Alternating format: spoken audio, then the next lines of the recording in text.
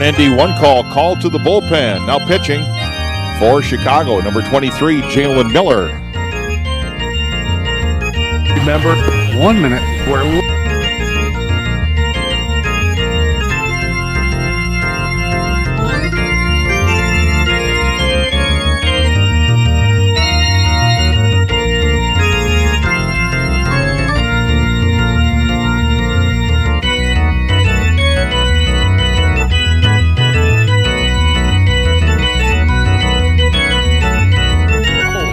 Yeah, that was nice. He dusted that one off, brought it out of the archives. It looks pretty good. Oh, it's still in here. Looks like it looks better than the real thing. You know what? I think you're throwing that overhand breaking pitch on that bobblehead.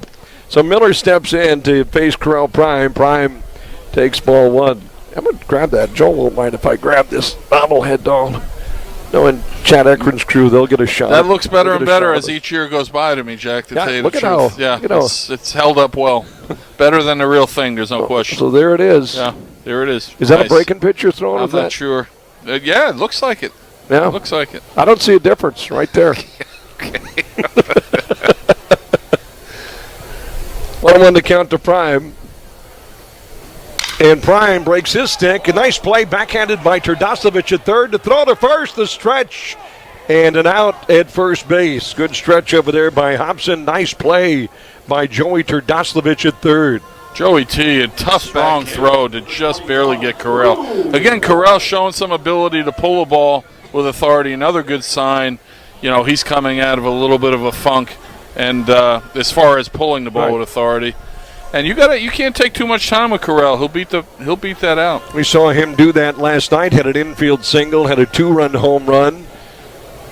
Joey T, Turdosevich taking that away. By the way, the bat count today is now 3 as Drew Ward steps in. Ward riding a 17-game hitting streak into today's game.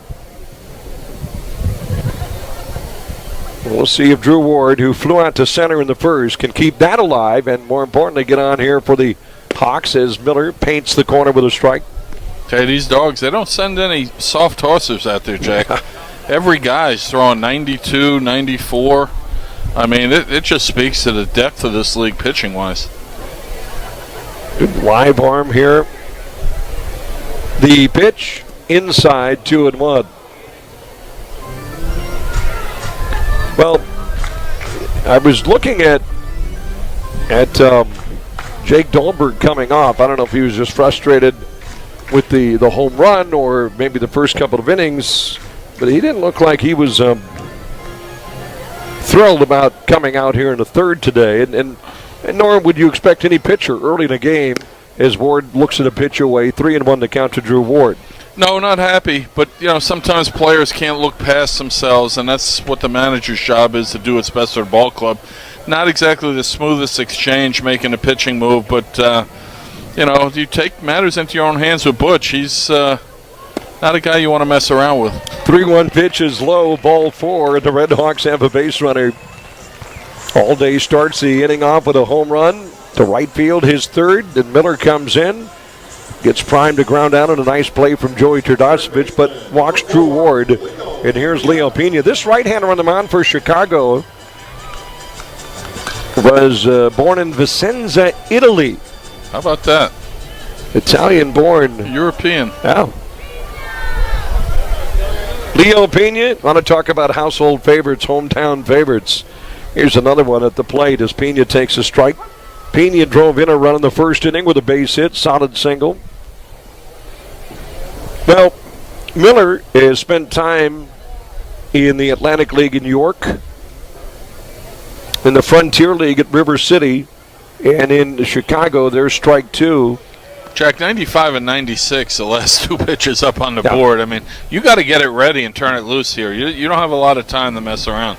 And these guys, initially we're seeing, Dahlberg throwing well, but using some off speed now. Go to a right-hander, throwing with that kind of velo, and there he took something off it. Pena sends a bounding ball towards the middle. That'll end the inning on a double play. Taylor-made for Ladendorf, fielding it on the bag at second, and completes the double play on the first. But the Red Hawks get a run on the board on Forrest Allday's third home run of the season. And after 3 innings of play today from Newman, it's Fargo Moorhead 2, Chicago nothing. This is FM Red Hawks baseball. 4-minute drive due east of here. So pretty good stuff. Both good ballparks.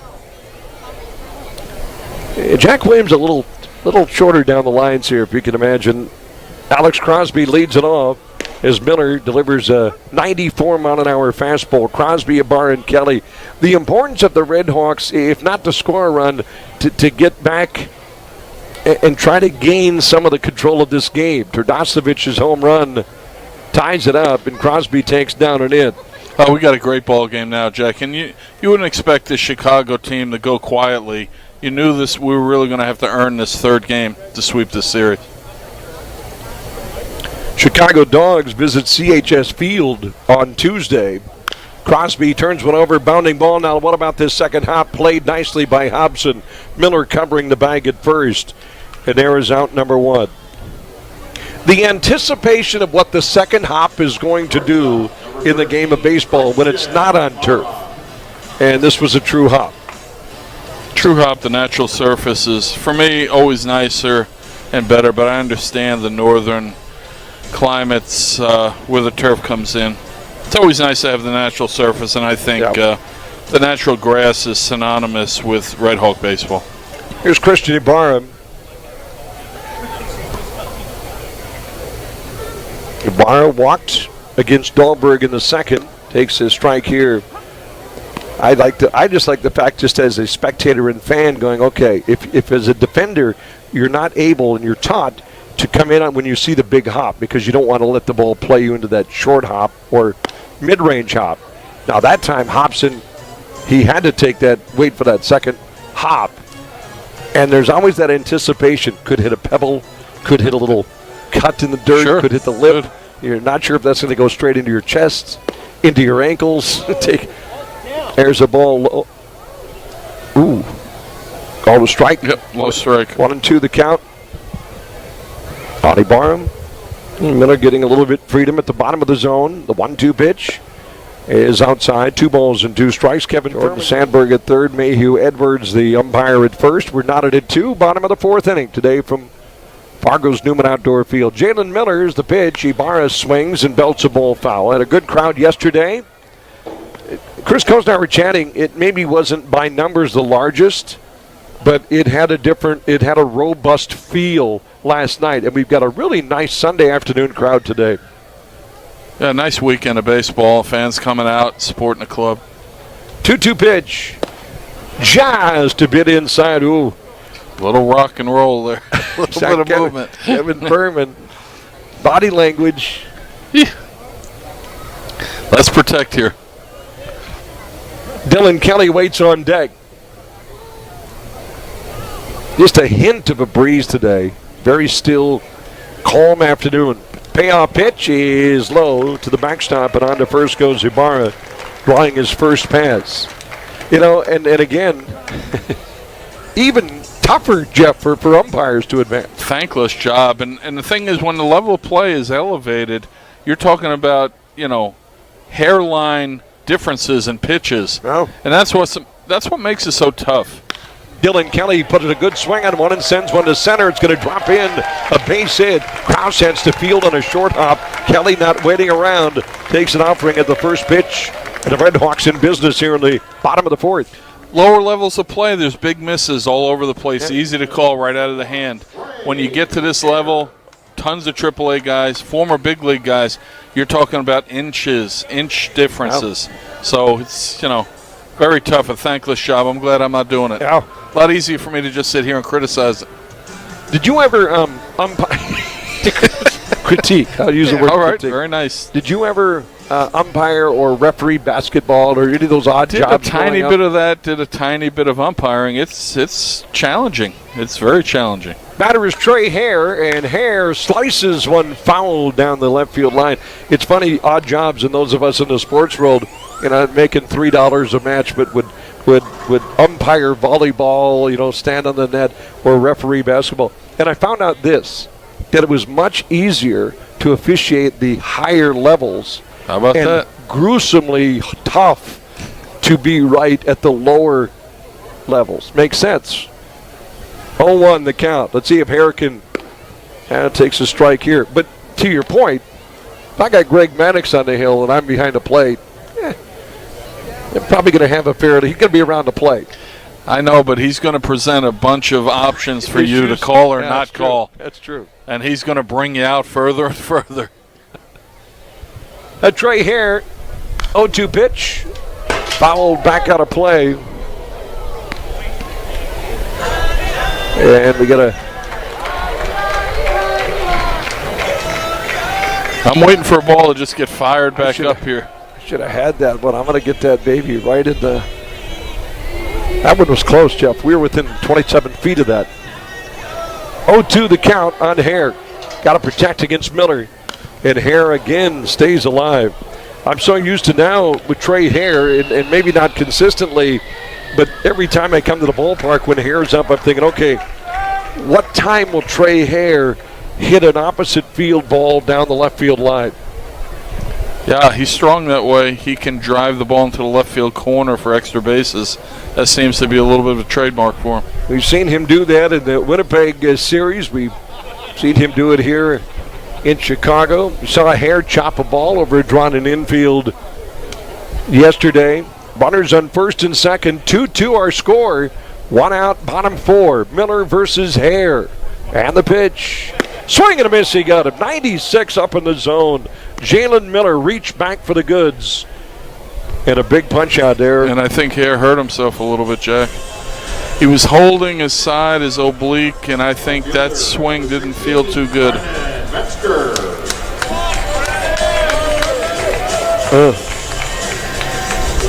He'll go see trainer Joe Holstead. He's the trainer this year. Yeah, I saw the same thing you just as you pointed that out. Now here's Brennan Metzger. He grounded out twice against starter Jake Dahlberg, now facing Jalen Miller, and Miller spins the ball away. Well, let's hope for Trey's sake. That to me is one of the, because it's a nagging thing. If you've got a little bit of a side or oblique. That's why I think Carell was so conservative with it and a little reluctant to come back to full strength. 1-0 pitch, good cut by Metzger. Fouls it back. That's an injury that can linger and hold on, and it's just tough to get the blood flow to it, to heal it, and it's just slow. There's two injuries, the oblique, that, and then high ankle sprains that just don't seem to ever go away quickly. Metzger just got to find a little grass somewhere. He barred the runner at second. Good secondary lead. He'll be off with contact. The 1-1 is a changeup. That's low. 2 balls and a strike. All day waits on deck. Hey, Joey looking good today. Good to see him back in action on our more than just a young ball boy and whatnot. Yeah, Joey took a spill yesterday here at Newman. He took a spill, Jack, but late night he was in there watching old Red Hawk replays. Yeah. The guy can't get enough Red Hawks. He's a good kid. 2-1 to count on Metzger. The pitch outside at high, ball 3. Well, does Miller want all day? Not necessarily. Does he want to groove a ball to Brennan Metzger? Not necessarily. The problem is, though, that Metzger will make you walk him. He just will make you walk him. 25 free passes. Now, we've seen the Red Hawks the last 2 nights take 3-1 counts and produce runs. Here's a 3-1 and ball 4. Metzger again will make you walk him. Second walk of the inning for Jalen Miller. Third walk in relief for Miller. And now it's Launer for the guy that just homered in the 3rd inning. And the crowd knows it. And it's, nobody said. One swing can bring home multiple runs here. All day trying to have a big day. Funny, just about 4.5 minutes ago, I said, well, pretty still here at Newman. And now it's all day just approached the box. I looked up at the flags, and they're starting to blow again to right field. A little bit, which would be beautiful. But I don't want to get greedy. I'll just take a single here, Jack. A single would be great. You take a wild pitch, a pass ball in the air, a base hit, the ball ricocheted off a kneecap that ends up in a camera well. Anything, any safety. 2-2 the count, or 2-2 the score. Allday takes the strike. Now that's good location. It's a fastball, outer half of the plate. And the key in that home run, Allday got to a nice 3-1 count and got a pitch to drive. Jalen Miller from the set, the pitch. Down and in. 1 ball and 1 strike. 95 miles an hour, Jack. He's got a little giddy up. Ooh. Runner at third is Christian Ibarra. Dylan Kelly, the runner at second. Brennan Metzger, the runner at first. Left fielder Harrison Smith playing shallow. The 1-1. Drops low, ball 2. Took something off that. So he goes from mid-90s to 83 on the secondary stuff. Yeah, he went with a 1-1 changeup right there against Forrest, and good take by Forrest, recognizing that pitch, staying off it. Allday walked and scored in the first, solo home run in the third. Batting with the bases loaded here in the fourth. Allday takes ball 3, and for the second consecutive at bat, Allday has a 3-1 count where a ball scores a run, and a good swing on a fastball could score a run too. And just like Metzger, he's going to make him come into the zone. So unless this pitch is Forrest Allday's pitch, may not take a shot. 3-1. And he does, and popped him up. Trouble. Popped him up in the shallow center. Coming on is Krause. He'll make the catch, and there is out number 3. And that's just why baseball people love velocity, Jack. Pitcher got behind 3-1, but he's got enough velocity to withstand maybe a miss over the big part of the plate. Red Hawks come up empty, no runs. Corral Prime, the batter. If you were going to predict how this score becomes not tied anymore, Jeff, would you say this game, now having seen Miller, understanding Hagens, do you think it's going to be changed via one swing, or is this going to be a thing that is going to be changed on an accumulation of walks and hits and things like that? What would your gut tell you right now? Chicago obviously plays for the long ball, and in certain counts we do as well, but I think there might be a combination of trying to stay disciplined, using the base on balls, and then getting a big hit. Here's the 1-0. Just misses away, 2 balls and no strikes. You got to tip your hat to Jalen Miller. Miller has issued 3 free passes in an inning, 2 innings actually, total in relief. But when he needed an out pitch, he got it last inning against Forrest Allday. Prime sweeps a ball foul up in the air onto the campus of North Dakota State University. Suppose the kids will be back in school here soon.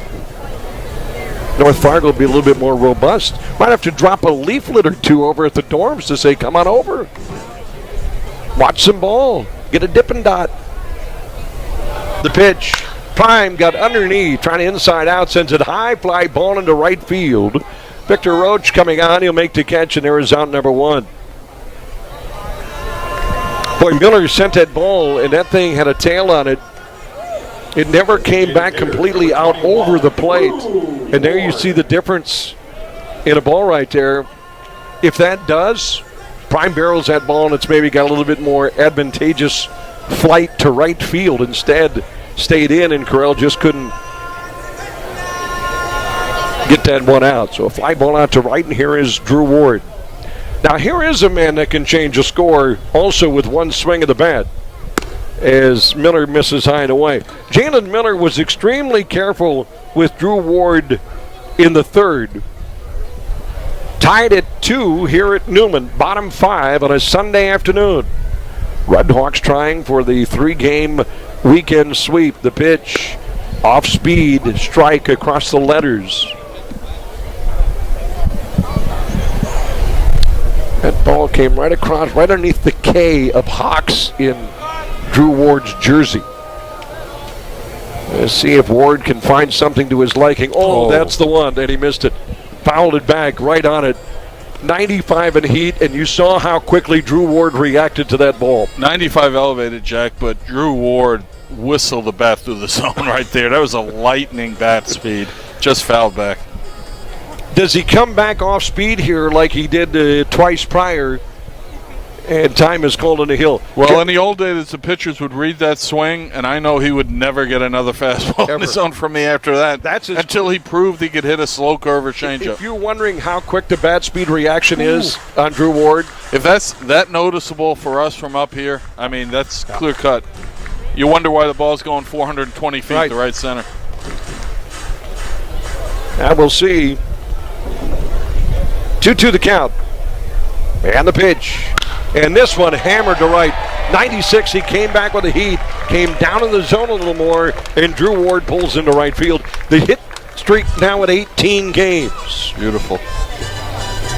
If you're Jalen Miller, you won part of that battle because the ball didn't leave the field. He hit the ball very hard, but like you say, Jack, at least he kept him in the yard.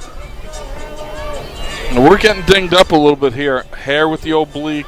I know Drew has mentioned some sort of nagging little thing, which is not affecting his ability to swing the bat, possibly run a little bit. So Miller facing Pena. Leo takes inside. I was listening to our friend Corey Provis and your buddy Dan Gladden yesterday and before the Red Hawks game started. We were talking about pitchers, and there's some now in Major League Baseball as Pena takes a strike. Complaining of like some lower back stuff, Jeff, in the bigs now in this shortened season. And maybe that speaks to, not maybe being stretched out, spring training, all that kind of stuff. Oh, no question about it. Spring training 2.0. Pena sends a fly ball towards the end of his bat. It's got flight. It's in the park. Roach is over to make the catch for out number 2. Well, he hit that to the right place, Jack, where the wind would help. He just got up underneath it just a little bit too much. Second baseman, number 23. And that's going to be it for Jalen Miller. Alex Crosby. But to finish your thought on lower back and strain, things like that, Jeff, that's just simply not being stretched out, not having the full breadth of spring training. What's your thought on that? Yeah, I mean, it's just a sport where you're required to stop and go so frequently, and some of the ligaments and soft tissue, they're under duress. Guys are in great shape. They're wound tight, and it's just tough to get into high gear, shut it down, wait a month, do it all over again. So you put yourself at risk.